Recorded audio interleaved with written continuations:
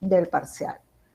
Ok, vamos a continuar con el mismo tema número 1, no hemos salido de este tema 1, entonces recordemos que no todos los fármacos tienen su acción o su efecto a través de la unión de receptores. No todos. Existen muchos fármacos que actúan a través de elementos diana que no son receptores y cuyos efectos de interacción pueden ser con elementos que están dentro de la célula o en el medio extracelular.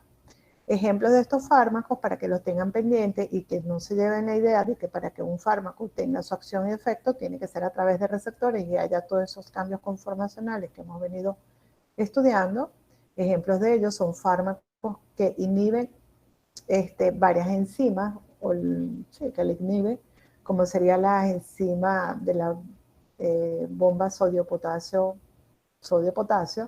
los quelantes, que fijan diversos cationes tóxicos. Esto es el ejemplo cuando un paciente llega intoxicado, que nosotros utilizamos carbón activado. Esto es una forma de quelar el tóxico por intercambio del tóxico con otro compuesto.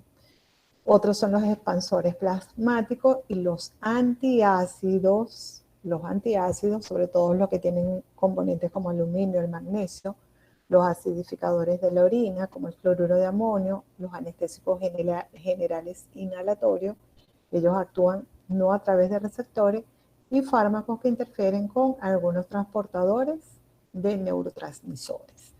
Lo que sí es bien cierto, entonces, es que no todos los fármacos tienen la necesidad de unirse a un receptor para actuar, generar una acción y un efecto farmacológico. Entonces vamos a hablar un poquito de lo que es la cinética de interacción fármaco-receptor. ¿Qué sucede? O qué sucede entre lo que es la relación dosis-respuesta. Sabemos que los agonistas, sabemos que cuando estamos hablando de una droga agonista, lo que hace es que simula la acción de un ligando endógeno para ese receptor. Ejemplo, cuando usamos isoproterenol, imita lo que sería la norepinefrina a nivel de los receptores beta 1 del corazón. Eso es un ejemplo dentro de los miles que existen. Entonces, ¿de qué va a depender la magnitud del efecto de ese fármaco? Va a depender de la sensibilidad del receptor al fármaco, de la concentración que logra alcanzar esa droga en el sitio donde está ubicado el receptor. Y esto viene determinado por la dosis del fármaco administrado y también de lo que sería el perfil farmacocinético, que esto conforma parte del segundo tema.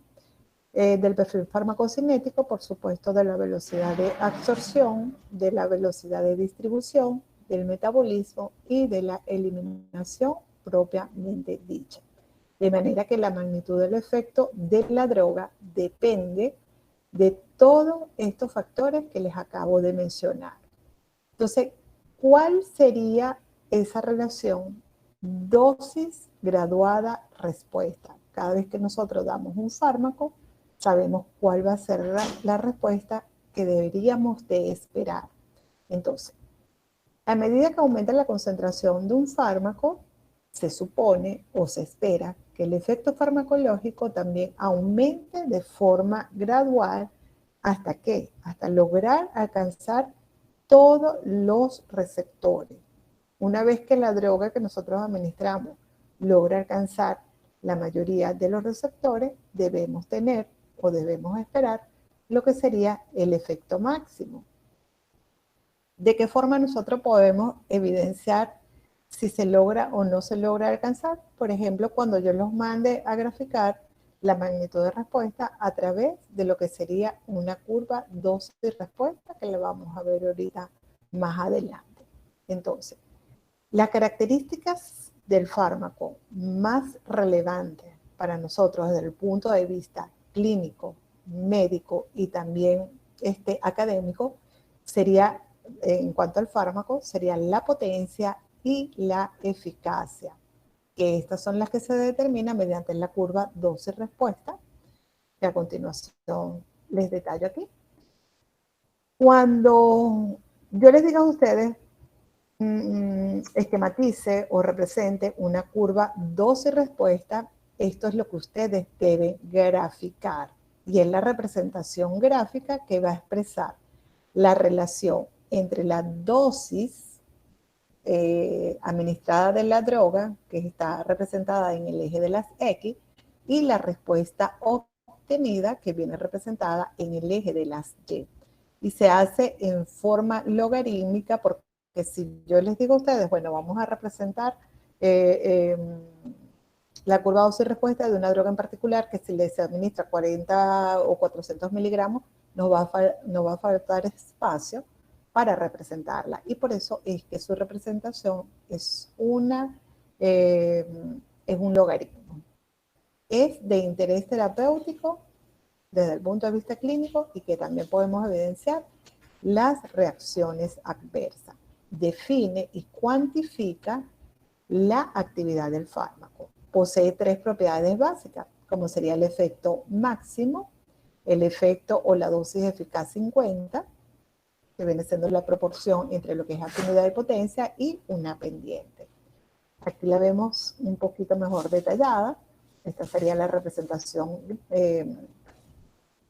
dosis efectiva gradual, donde el efecto máximo sería el mayor efecto que logra alcanzar la droga cuando se forma el complejo fármaco-receptor.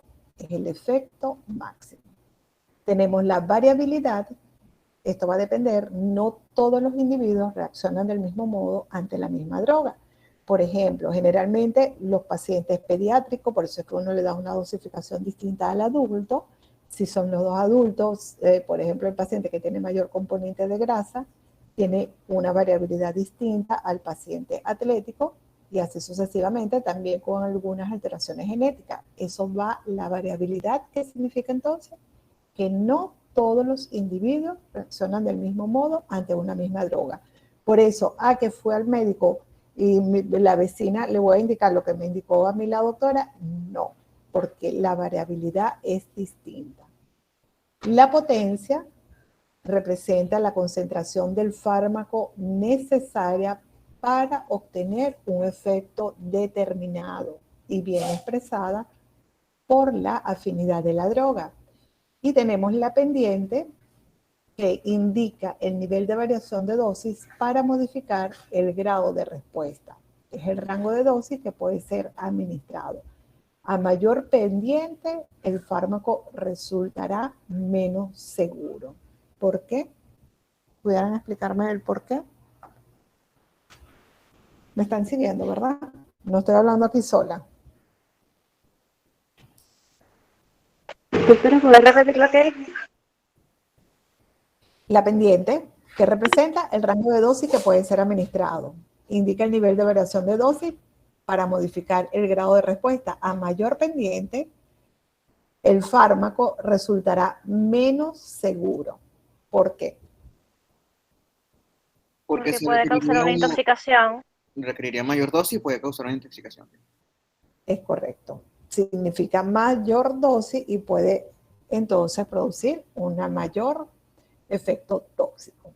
Hablando un poquito de la potencia, recuerda que potencia y eficacia, en este caso de la curva dosis-respuesta, sería como que las propiedades desde el punto de vista clínico más primordial o de mayor interés. Entonces, la potencia es la dosis necesaria para producir un determinado efecto a una determinada intensidad. Y si lo vemos desde el punto de vista, sería la concentración que se necesita de la droga para producir un efecto determinado, y va a depender de la afinidad. Y tenemos un nuevo concepto que es la dosis efectiva 50. ¿Y qué significa? Es la dosis de un agonista que causa el 50% de su efecto máximo. La potencia, entonces, es una medida de cantidad del fármaco necesaria para producir un efecto. La dosis efectiva 50 es la concentración del fármaco que produce el 50% del efecto máximo y a menudo se usa para determinar la potencia. La dosis efectiva 50, aquí vemos una representación en este caso. Tenemos dos fármacos, el fármaco A y el fármaco B. ¿Cuál de los dos sería más potente? El fármaco A. ¿Por qué? Porque necesita menos cantidad de droga para que se produzca el 50% del efecto. ¿Lo vieron? Sí, doctor. Ok. Entonces, las preparaciones terapéuticas de los fármacos reflejan su potencia. Aquí les traje un ejemplo. Dos fármacos que son de la misma familia, que son los ARA, que son los bloqueadores de los receptores de angiotensina, que se usa como para tratar la tensión. Entonces, el Cadillac, las presentaciones son de 4 a 32 miligramos. Nosotros podemos usar 4 miligramos, 16 miligramos o 32 miligramos. Y el Ibersartán, sus presentaciones es de 75, 150 y 300 miligramos.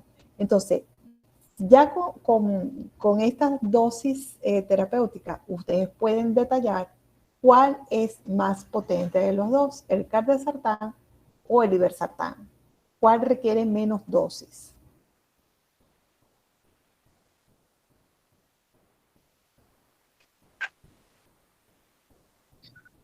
El cardesartán. Cadesartán, doctora. El Cadillac es más potente porque en cuanto a la dosificación requiere menos o su presentación es menos. Entonces, debido a que el rango de concentración, aquí lo vemos expresado, ¿ok? Vamos a suponer que este es el Cadillac y este es el Ibersartán. Los dos pertenecen a la misma familia de antihipertensivos. Uy, ya va, no sé por qué se... Ya va, que se me va a apagar la computadora. Ok, listo.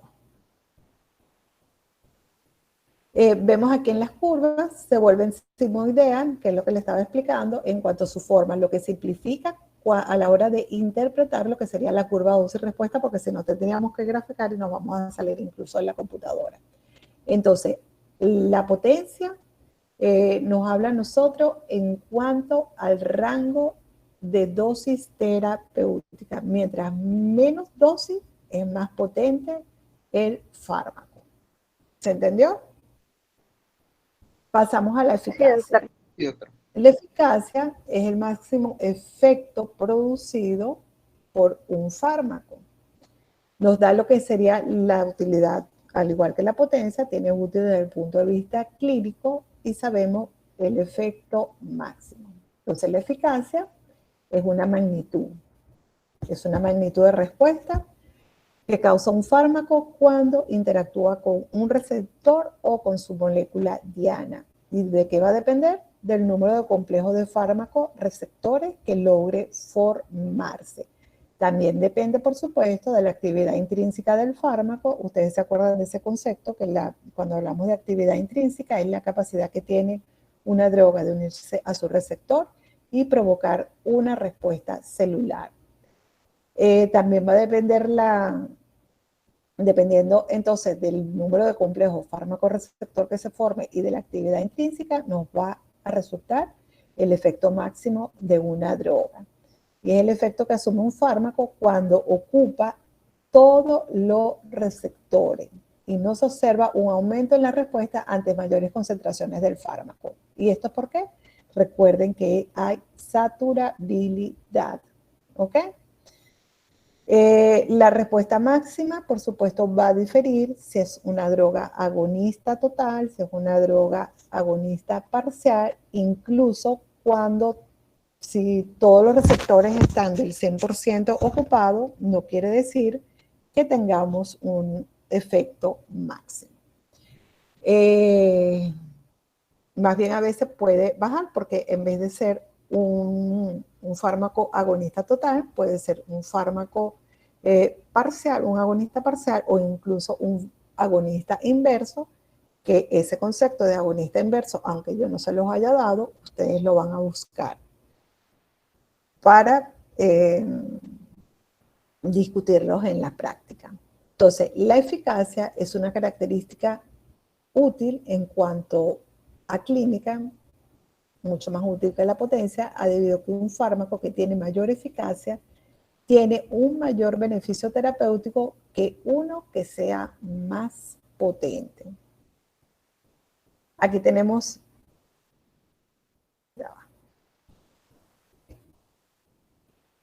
aquí tenemos una representación de una curva dosis-respuesta. Tenemos 3 fármacos, sin leer aquí arriba, aunque ya lo habrán leído. El fármaco A suele ser más potente que el fármaco B, y el fármaco B es mucho más potente que el fármaco C. ¿Por qué? Bueno, doctora, porque en la gráfica dice que está el efecto biológico y el fármaco A está más cerca del efecto biológico que el B y que el C.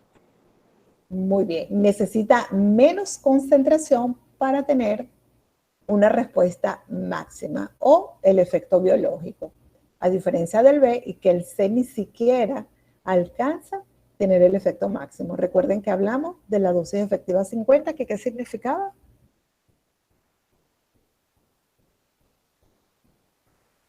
La concentración del fármaco necesaria para alcanzar el 50% del efecto máximo. Muy bien, muy bien. Esto es otra curva de dosis-respuesta, donde vemos que dosis efectiva 50, entonces la dosis que necesita un agonista para causar el 50% del efecto máximo, que no necesariamente debe tener todos los receptores ocupados para nosotros alcanzar ver un efecto farmacológico. Ese tema lo vamos a ver ese punto lo vamos a ver en el tema número 2. Entonces, esto es una curva dosis-respuesta muy sencilla de interpretar. Tenemos el eje de las X representada por la concentración de la droga, y aquí sería el efecto. Entonces, fíjense, a medida, en cuanto a lo que sería la potencia, mientras menos concentración requiere una droga para nosotros obtener un efecto máximo o alcanzar el 50% de ocupación de los receptores, la droga es más potente. Y mientras más concentración requiera, entonces una droga menos potente. Y a medida que logra entonces alcanzar el efecto máximo, por supuesto la droga va siendo más eficaz que aquella que no logra alcanzar una concentración. Aquí tenemos 3 drogas: droga A, droga B y droga C. ¿Cuál es más potente de las 3? La droga La A, droga A. ¿Por qué? La droga A, porque crea un efecto biológico más rápido y con menor dosis. Ok, y la menos potente es la C. La C. De las tres drogas, ¿cuál es la más eficaz?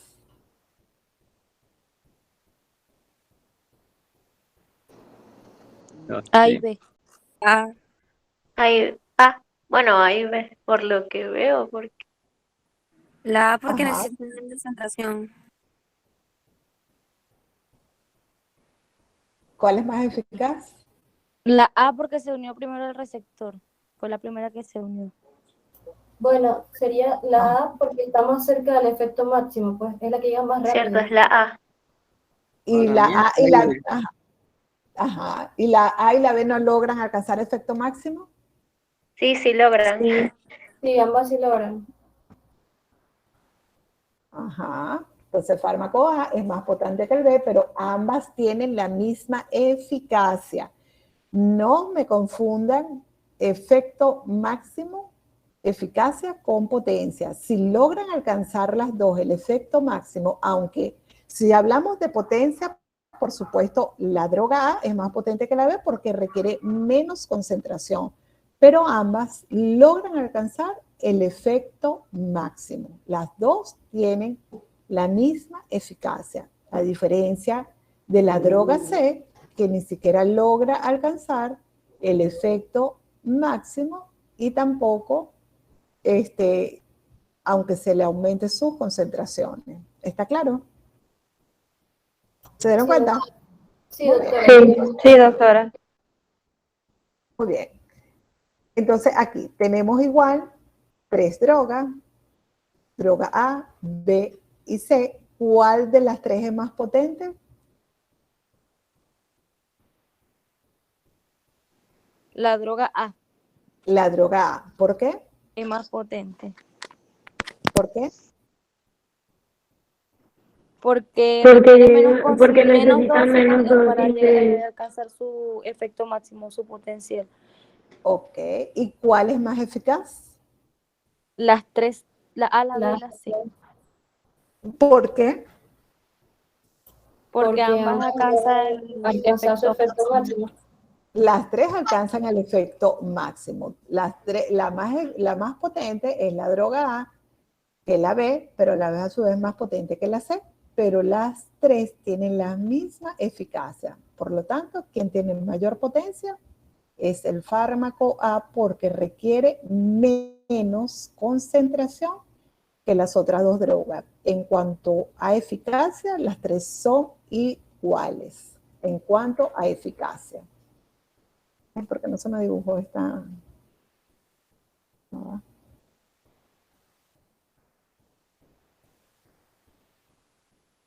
No, no se me. Bueno, aquí había una curva o respuesta, no sé por qué no se me dibuja. Aquí sí se ve, ¿la vieron? Sí, ¿La están doctora. viendo? No, no se ve. ¿Sí o no? Sí, se Sí, ve. yo la veo. Ahora sí. Ajá.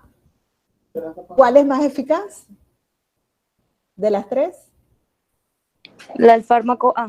El fármaco El A. El fármaco A, fármaco doctora. A. ¿Por qué? El fármaco A. ¿Por qué?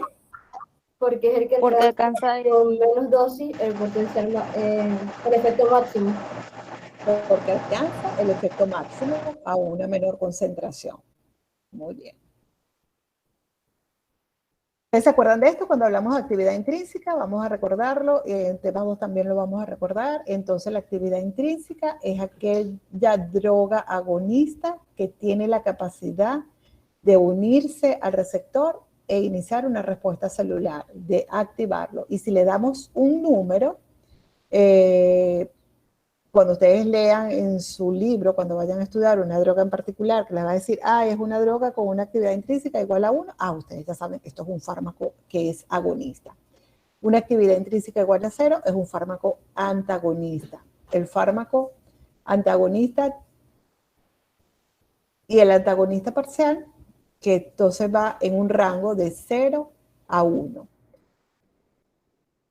Vemos aquí el fármaco agonista completo logra alcanzar una eficacia máxima.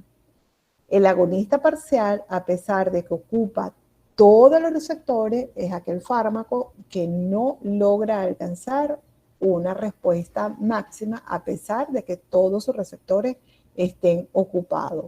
Y tenemos el antagonista, que por supuesto, esta sería la representación gráfica, ¿ok? Tiene una actividad intrínseca igual a 0, es un fármaco antagonista.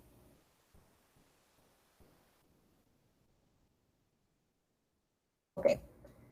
Aquí tenemos 3 drogas. Si vemos el efecto máximo en las 3 es variable.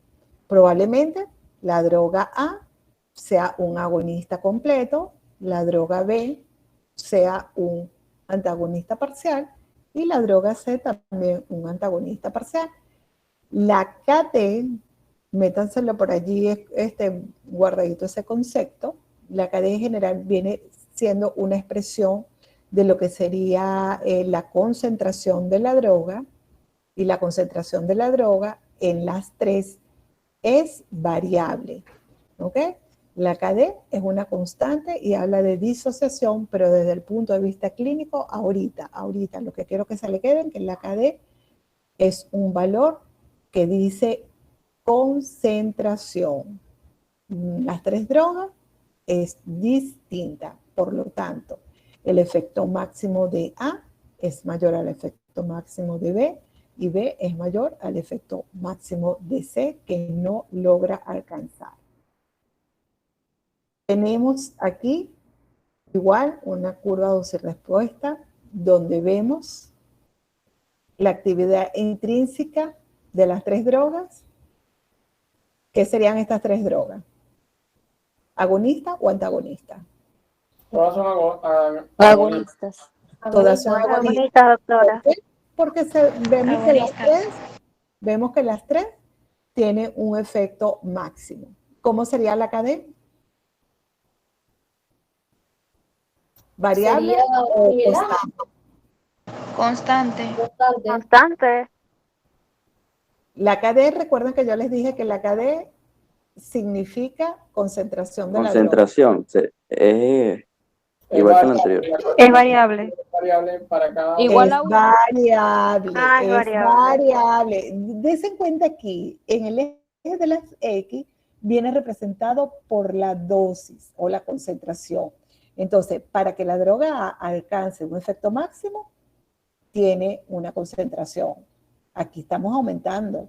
Para tener la droga B un efecto máximo, tiene mayor concentración que la A y aquí la C mayor que la B y que la A. Por lo tanto, la KD de las distintas drogas es variable. Lo que es constante en este caso es el efecto máximo, que es igual.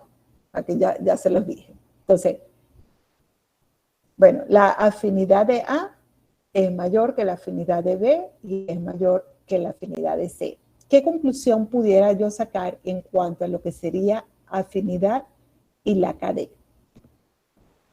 Solamente con esto, si yo le digo que la KD es variable, en este ejemplo, y que la afinidad de A mayor que la de B, mayor que la de C. ¿Qué conclusión pudieran ustedes sacar allí? Que a menor concentración es más afín. Ajá, a menor KD, mayor afinidad. O sea, son inversamente proporcionales. A menor KD hay mayor afinidad. Menor concentración que requiere una droga para alcanzar el efecto máximo, hay mayor afinidad en relación a ese receptor. ¿Ok? Tenemos aquí 3 drogas. Vamos a ver si me han agarrado. Vamos a ver la droga. Esta, le puse nombre. Tenemos la heroína, la codeína y la naloxona. Ya con esta representación gráfica, ¿heroína es agonista o es antagonista? Agonista. Agonista. Agonista. ¿La codeína? Agonista parcial. Agonista parcial. Agonista parcial. Bien. ¿Y el naloxona? Antagonista. Antagonista. El naloxone es un antagonista de la codeína y de la heroína. Es para revertir, cuando nosotros nos llega un paciente con una intoxicación por drogas ilícitas, uno le dice, bueno, vamos a ponerle un antagonista para revertir el efecto de estas drogas. En cuanto a potencia, ¿cuál es más potente? Si nos vemos aquí. La heroína. Codeína. No, bueno, Codeína. la codeína. Codeína es más potente. Codeína. ¿Y cuál es más eficaz? La heroína. Heroína. La Heroína. La heroína. Entonces, ahorita, esto es importante que ustedes lo tengan allí, esta curvita, porque vamos a ver 2 conceptos nuevos que son el sinergismo. Entonces, vieron que sí es fácil sacar cuál es más potente y cuál es más eficaz. Entonces, con esa representación de las curvas dosis y respuesta, introducimos estos 2 nuevos conceptos, que es sinergismo y es el antagonismo. Por eso es que nosotros debemos saber cuáles drogas pueden ser sinérgicas o cuáles drogas podemos antagonizar el efecto. Entonces, el sinergismo significa que el efecto de una droga se va a ver aumentada por la presencia de la otra. El efecto de una droga se ve potenciada por el efecto de una droga. Y de lo del sinergismo, escuchen bien el concepto, porque cuando yo les pregunto, entonces me ponen cinetismo. Y no estamos hablando de cinetismo, sino de sinergismo, sinergia. ¿Ok? El efecto de una droga se ve aumentado por la presencia de otra. Y existen dos tipos de sinergismo, por adición y por potenciación. En la adición tenemos dos drogas distintas, droga A y droga B. Las dos generalmente se usan a dosis bajas, Y cuando se asocian A más B, se suman sus efectos por un fenómeno de adición. Vamos a ver el ejemplo.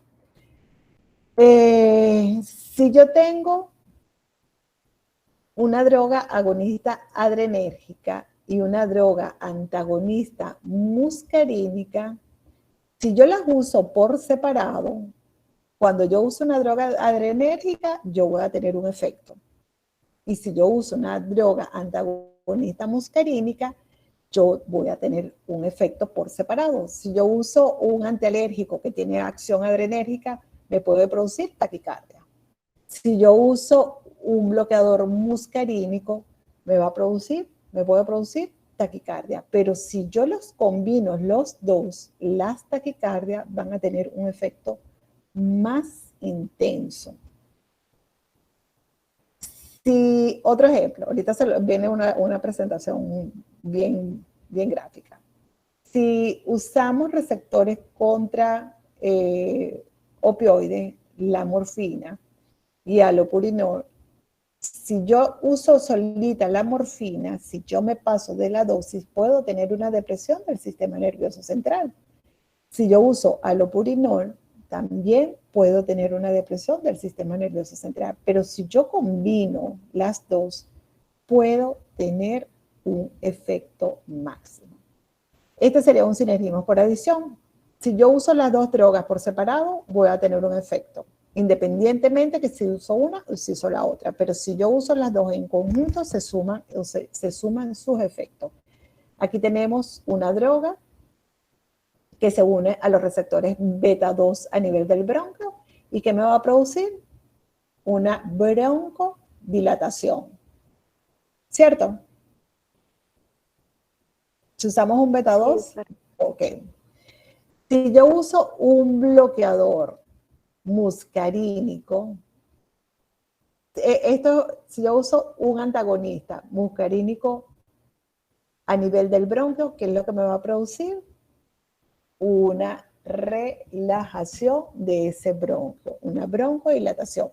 Si yo los uso al mismo tiempo, un beta 2 y un antagonista muscarínico 3, entonces yo voy a tener, se suman los efectos. Pero independientemente, si yo uso uno, tengo un efecto. Y si uso otro, también tengo un efecto. Ese sería el sinergismo por adición. El sinergismo por potenciación es cuando la acción combinada de las dos drogas ocasiona efectos mucho mayores a los separados.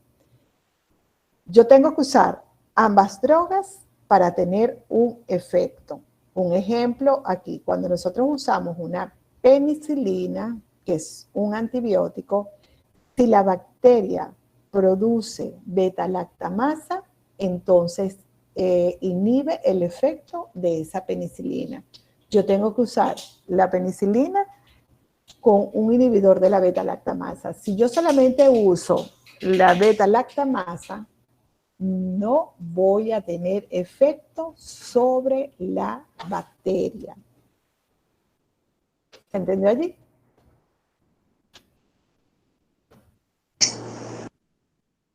Este sería por potenciación, el ejemplo que le estoy dando. Aquí tengo una droga que puede ser la penicilina, yo la uso y bien puede tener efecto, pero si la bacteria produce beta-lactamasa, ella llega y destruye esa penicilina y persiste el proceso infeccioso, que es por eso que ustedes ven que generalmente cuando un paciente se le pone penicilina solo, siempre es combinación con un inhibidor de la beta-lactamasa para que ocurra el efecto. Pero si usamos solamente la inhibidor de la beta-lactamasa, no vamos a tener un efecto farmacológico. ¿Sí? Doctora, disculpe, no entiendo la diferencia entre ambas. ¿Qué entendió? La primera, la de adición, cuando se unen dos drogas van a crear un efecto mayor. Y bueno, en esta de potenciación creo que es lo mismo. Ajá, pero no, no es lo mismo. Sí, ¿cuál es la diferencia entre adición y potenciación? Que en la adición, yo independientemente, si yo uso una droga A, voy a tener un efecto, y si uso una droga B, voy a tener otro efecto. Independientemente. O sea, yo bien puedo usar la droga A, puedo usar un inhibidor muscarínico. Por ejemplo, que el paciente asmático tiene una broncoconstricción, yo puedo usar un antagonista muscarínico y voy a tener el efecto. ¿De cuál va a ser el efecto? La broncodilatación. Pero si yo quiero ayudar a este paciente a salir de esa crisis, yo puedo usar un agonista beta 2. Si yo uso beta 2 con un bloqueador muscarínico, tengo un efecto mucho más rápido y estoy sumando el efecto de A más el efecto de B. Y lo puedo usar independientemente. Si yo no quiero usar el antagonista muscarínico, yo solamente me quedo con el beta bloqueante. ¿Cierto? Independientemente de que use los dos, vamos a tener respuesta. Y en el de potenciación, yo tengo que usar los dos componentes para tener esa potencia. Si yo quiero usar solamente un inhibidor de la beta-lactamasa, no voy a tener resultados. Lo tengo que usar combinado para potenciar el efecto del uno con el otro. Doctora, disculpe a ver si entiendo. En el caso de la adición sería que utilizas ambas drogas, pero para que el efecto sea más rápido, y en el caso de la potenciación utilizas dos drogas combinadas para que el efecto sea mayor. Es que en los dos vamos a tener efectos mayores, solo que en potenciación... Ajá, a ver. Doctora, permiso, no sé si entendí mal, pero creo que por adición es para que el efecto sea como prolongado, ¿no? Y por potenciación es para que funcione, o sea, para evitar que uno de los dos componentes como que, o sea, bueno, no sé, para que el componente no... Yo creo que en conclusión, Este es por drogas y este es por drogas combinadas. Ok, yo entendí que la adición es que los usas como para potenciar, pero las dos tienen la misma potencia. Solo que unidas, no. Para que no te No, confundas, porque es como que... potenciación, o sea, las dos drogas tienen su eficacia, ¿cierto? Yo puedo usar una droga. Pero juntas son mejor. Pero juntas son mejores, es correcto eso, juntas son mejores. Juntas vamos a tener un efecto de sumación. Doctora, ¿puedo? Es como la amoxicilina con ácido clorhialurónico. Ese es por potenciación. Ese es por potenciación. Tú puedes usar amoxicilina, chévere. El paciente tiene una amigdalitis, le pusimos amoxicilina solita y resulta que el paciente sigue con la infección. ¿Por qué? Porque esos gérmenes están produciendo una sustancia que inhibe la acción del fármaco, del antibiótico, y por eso es que el paciente no mejora.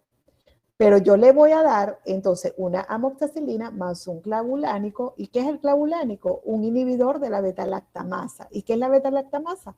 Una sustancia que producen los gérmenes para aniquilar el antibiótico. Pero si yo uso solamente el inhibidor de la beta-lactamasa sin la amoxicilina, no voy a tener ningún efecto tampoco. Entonces, estoy potenciando. Por ejemplo, otro ejemplo sería el salbutamol más el bromuro de ipratropio, aquí yo voy a tener una mayor broncodilatación, que seguramente si uso el salbutamol solito no voy a tener el mismo efecto si solamente uso el bromuro de ipratropio. ¿Ya lo agarraron? Vamos a ver si hay otro ejemplo. Este es el de la beta-lactam. Sí, sí, ahora se entiende bastante mejor, Ahora sí. doctora. ¿Seguro? En la adición yo puedo usar independientemente uno u otro fármaco y voy a obtener una respuesta.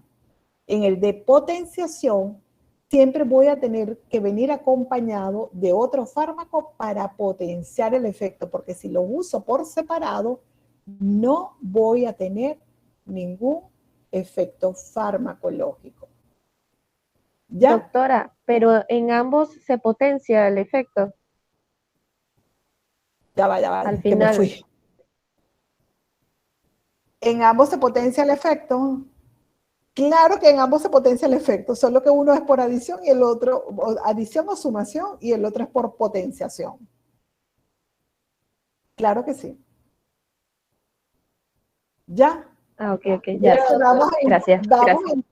Vamos a entrar a lo contrario, que es el efecto antagónico, y por eso es que nosotros debemos aprender muy bien la farmacocinética. Un fármaco antagonista, o el efecto antagónico, es cuando un fármaco antagonista disminuye o inhibe el efecto de un fármaco agonista. Entonces, dentro de los efectos antagonistas, el único, o en este caso que vamos a estudiar, serían los antagonismos farmacológicos, que existe el competitivo y el no competitivo. Entonces, resulta, ¿por qué son antagónicos? Porque pueden unirse en el mismo sitio con el receptor. En este caso estamos hablando del antagonismo competitivo, tenemos el receptor, ambos compiten por el mismo sitio de unión con el receptor. Por eso es que compite y se denomina antagonismo competitivo. Y en el no competitivo, los dos se unen con el mismo receptor, pero no en el mismo sitio donde se une la droga agonista y la droga antagonista, sino en sitios distintos. ¿Y cuál es la importancia de esto? Aquí, el farmacológico competitivo y el no competitivo. En el competitivo,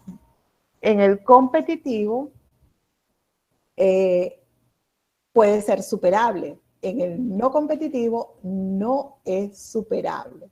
Vamos a ver qué sucede. Vamos a ver. Entonces, ya va. Ok. Vamos, que hay un distractor. Esperen un momento. Discúlpenme, niños, por favor. Ok, vamos a ver aquí. Esta es una curva dosis-respuesta de un antagonismo farmacológico competitivo. Resulta que es competitivo porque si yo aumento las concentraciones de la droga agonista, yo puedo desplazar la droga antagonista para que el fármaco agonista pueda unirse con el receptor. Por eso es que competitivo. Aumentamos la concentración de la droga agonista para que desplace el antagonista. ¿Y qué sucede si yo les digo, bueno, hágame una representación de una curva dosis-respuesta de un antagonismo farmacológico competitivo? Se modifica la KD. ¿Y qué le dije yo que era la KD? La concentración de la droga. Entonces, tengo que aumentar la concentración de la droga agonista. ¿Y qué pasa con la afinidad? Disminuye porque tengo que aumentar la concentración. Acuérdense que es inversamente proporcional. ¿Y qué pasa con el efecto máximo? ¿Varía o se mantiene? Se mantiene. ¿Y por qué se mantiene? El efecto máximo se mantiene porque yo estoy desplazando la droga antagonista, viene la droga agonista, ocupa el receptor, logra alcanzar la dosis efectiva 50 y tengo el efecto máximo. Por lo tanto, en la curva dosis-respuesta de un antagonismo farmacológico competitivo, el efecto máximo no varía. Lo que está variando es la afinidad de la droga porque está aumentando la concentración de esta droga agonista. ¿Para qué? Para desplazar la droga antagonista. Recuerden que los dos compiten por el mismo receptor y en el mismo sitio donde se va a unir. El efecto máximo se mantiene, pero varía la afinidad. ¿Por qué? Porque tengo que aumentar la concentración de la droga agonista. ¿Entendieron? ¿Entendieron? Sí, doctor. Ok, todos Sí, doctora. entendieron. Sí, doctor. En el no competitivo, recuerden cuáles serían sus características principales. Los dos se van a unir con el mismo receptor, pero en distintos lugares. De manera que aquí, si nosotros aumentamos la concentración de la droga agonista, por más que desplacemos, la droga antagonista no se va a unir en el mismo sitio porque ese no es el sitio en el cual él tiene afinidad. Entonces, ¿cómo estaría aquí el efecto máximo?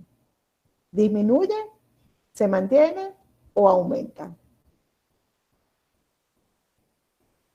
Disminuida. Disminuye. Disminuye. ¿Por qué disminuye? Recuerden que todos Porque cuando el antagonista está inhibiendo el efecto que tendría el agonista. es correcto. ¿Y cómo estaría la eficacia? ¿Se alteraría o no se alteraría? No se alteraría porque es un antagonista no competitivo, no compite por el lugar del receptor, el lugar de unión. Muy bien, no depende de eso. Por lo tanto,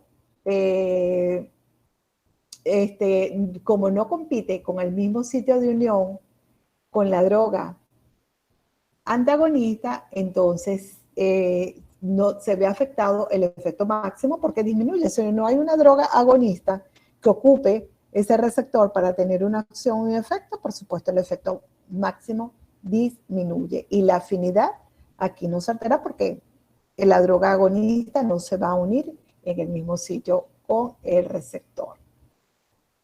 Muy bien. Entonces, la misma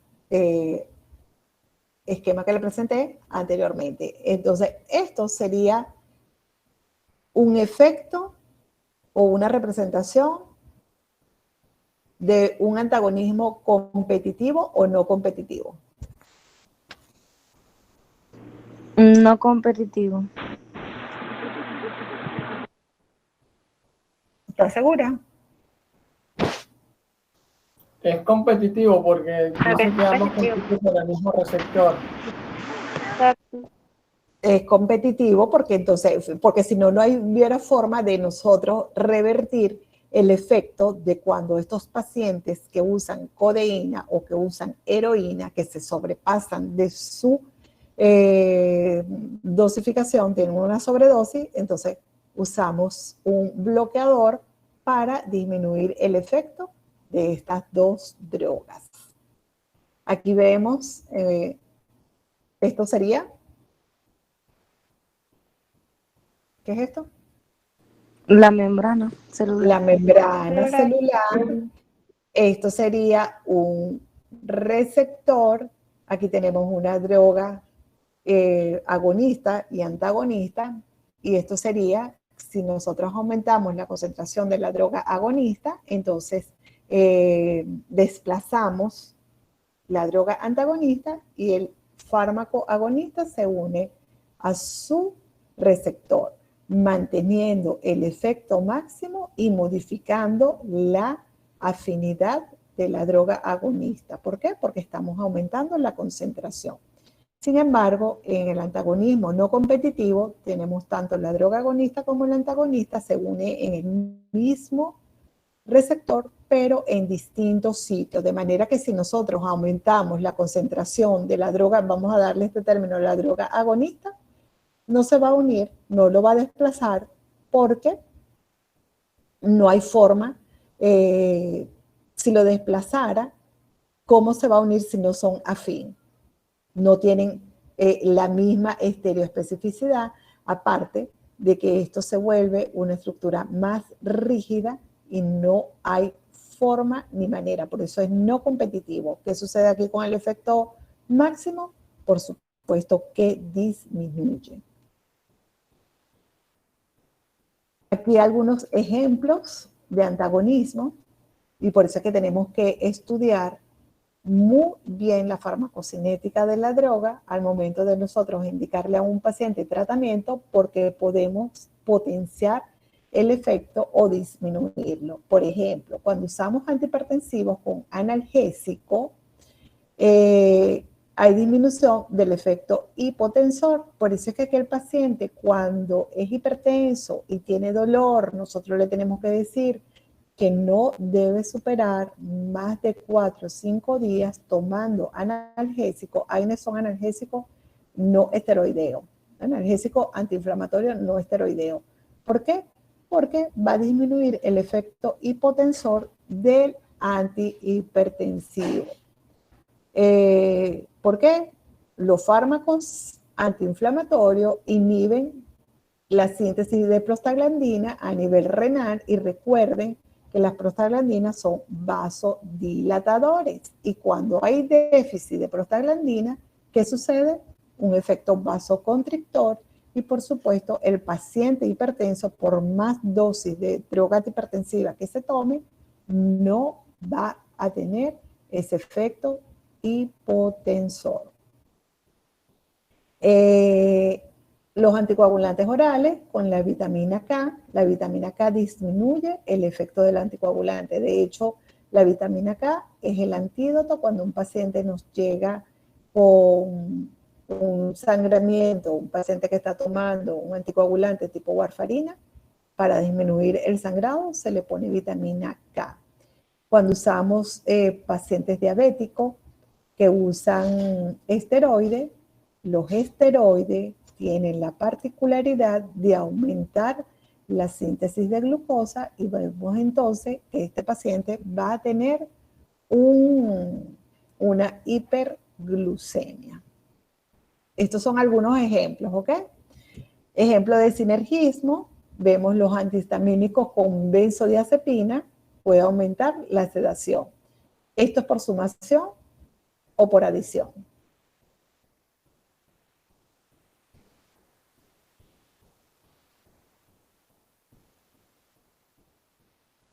¿Están allí? Adición. Por adición, porque los antihistamínicos yo lo puedo usar y tengo un efecto. Las benzodiazepinas también puedo usar y me pueden dar este mismo sedación. Anticoagulantes orales con ácido acetil salicílico o con AINES puede haber un aumento de riesgo de hemorragia. Si usamos hipoglicemiantes con betabloqueantes, hay un aumento de riesgo de hipoglicemia. Claro. Si usamos un IECA con diurético, ¿sabe lo que es IECA?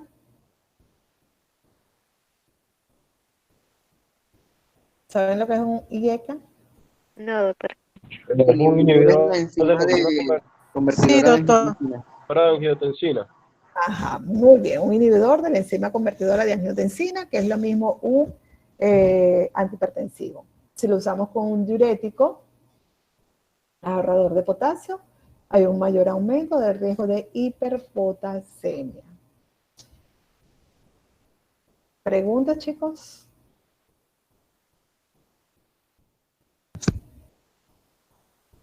¿Alguna pregunta?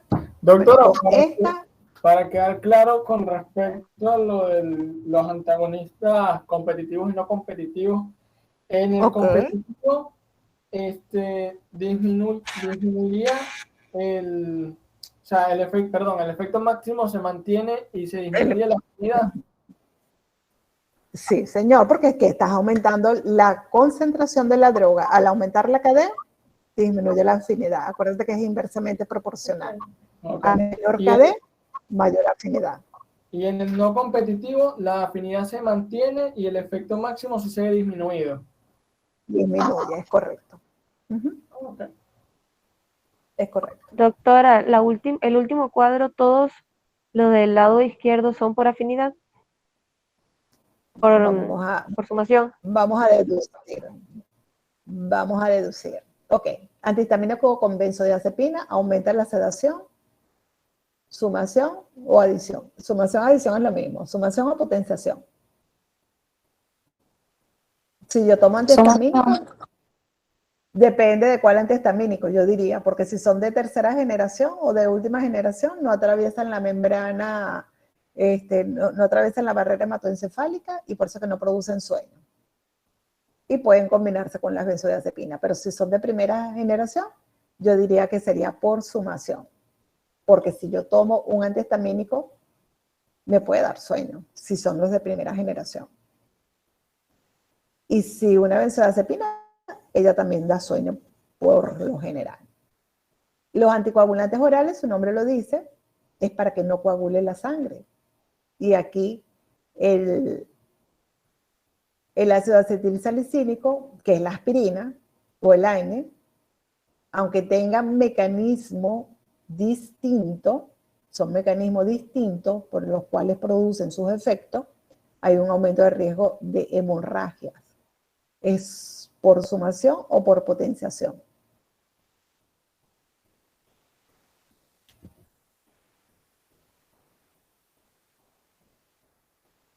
¿O lo quieren dejar para la práctica? Yo diría que es por potenciación. ¿Por qué?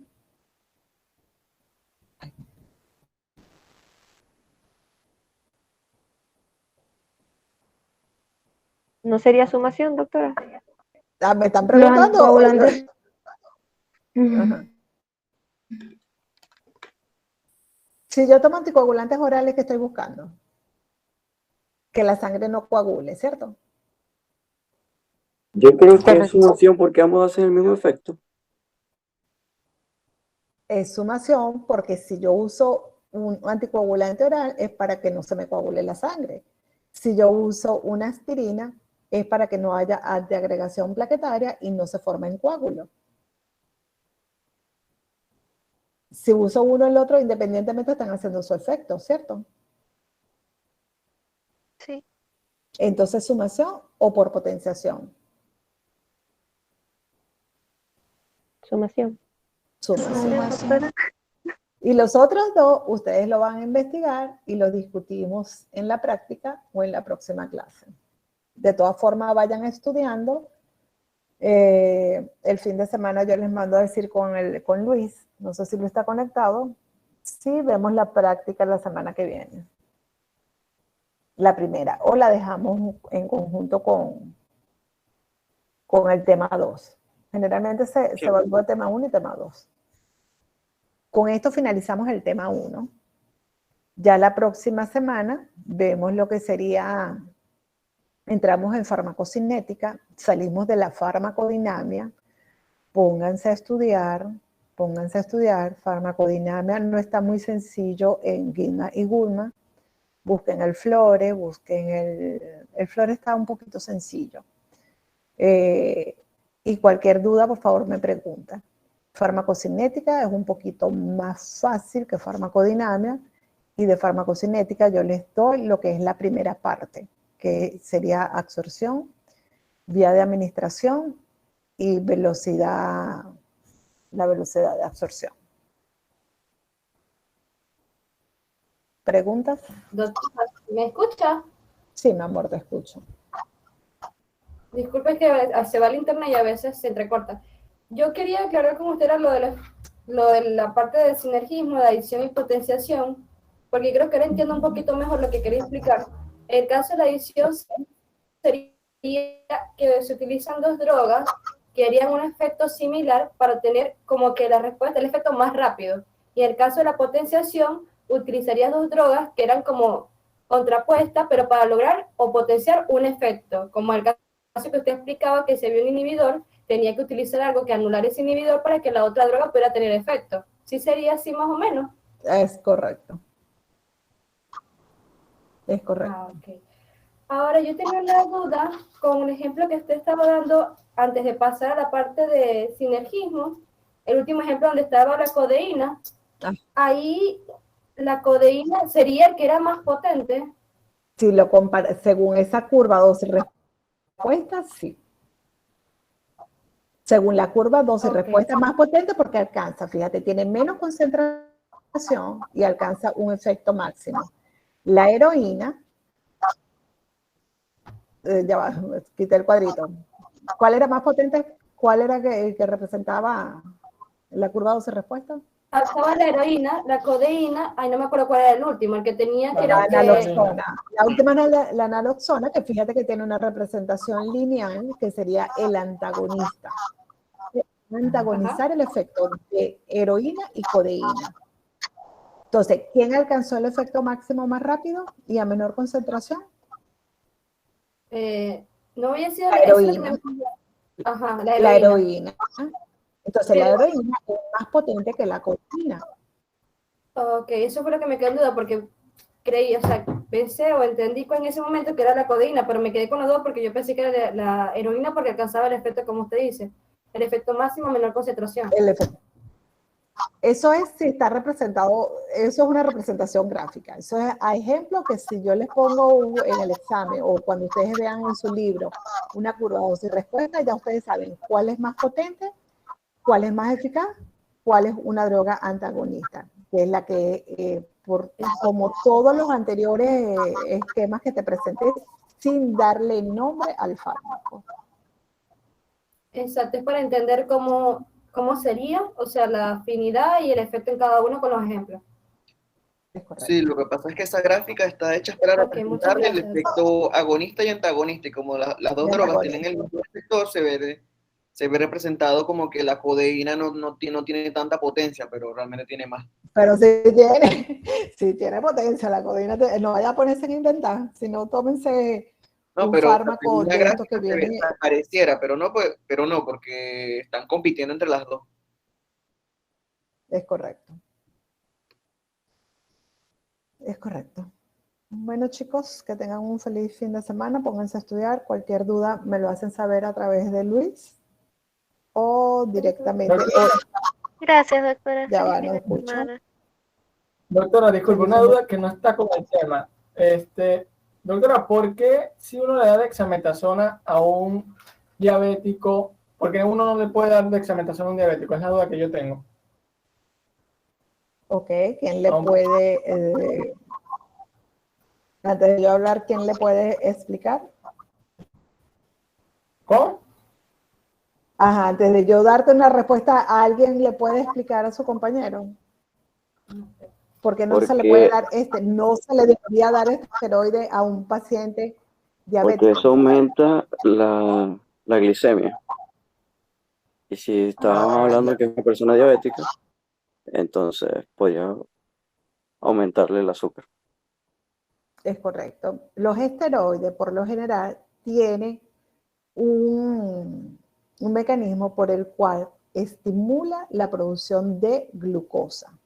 Entonces, en un paciente diabético debemos evitar el uso de esteroides, pero si el paciente así lo requiere, por ejemplo, se vio muchos casos ahorita con el COVID, de un paciente que tenía un grado de insuficiencia respiratoria que ameritaba el uso de esteroides, uno por ser diabético no es que no iba a usar el esteroide, pero ya sabemos, al saber que va a aumentar la glucosa, entonces este es un paciente que probablemente nosotros debimos haber estado pendientes para bajarle el azúcar. ¿Con qué? Con insulina.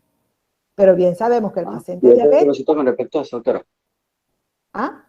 Si una persona no es diabética, pero el uso de los esteroides es prolongado, sí podría producirse un aumento del azúcar, ¿no? Lo que podría hacer Claro, pensar no que la solamente el persona, azúcar. o sea, ajá, digo, Ajá, no, sí, sigue. no, o sea, Sigue. porque le digo, supongamos, le dan a una persona sana, nunca tiene problemas con el azúcar, esteroides durante, qué sé yo, un mes, 2 meses. Y a esa persona cuando le hacen una prueba del azúcar, resulta que lo tiene alta y piensan que si era diabético, por ejemplo. Es por el uso del antibiótico, no, de los esteroides, ¿no? De los esteroides, pudo haber desencadenado una hiperglicemia secundaria al uso de los esteroides. Aparte, que si a este paciente tú le vas a dar un esteroide por un tiempo prolongado y se lo vas a quitar así de una sola, no solamente le vas a generar una diabetes, sino también una insuficiencia suprarrenal.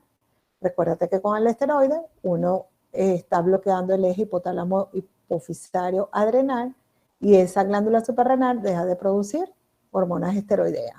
Entonces, al momento, por eso es que los esteroides nosotros lo debemos usar. Si lo vamos a usar por más de 20 días, debemos hacer un esquema piramidal para retirarlo y disminuyendo la dosis de 5 en 5 o de 10 en 10 miligramos hasta terminar. De manera de que la glándula suprarrenal con pulsito vaya estimulándose. El paciente que tiene un buen mecanismo de metabolización de las drogas no debería hacerse diabético con el uso de esteroides, pero debemos tener cuidado porque puede haber una hiperglucemia.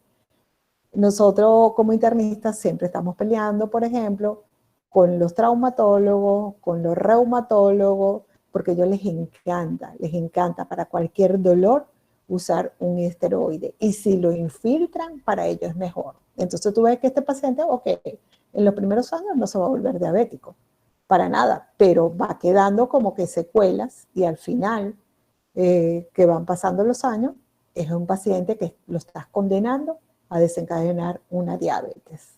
Y este es el motivo, porque aumenta la producción o la síntesis de glucosa y puede producirle una diabetes secundaria, una diabetes tipo 2. Doctora, yo tengo una pregunta. Y por lo menos todos los pacientes con diabetes a los cuales se les administra esteroides, entonces sí es seguro el aumento de la producción de glicemia. Entonces Claro. habría que hacer entonces administración conjunta con la esteroide y la administración de insulina.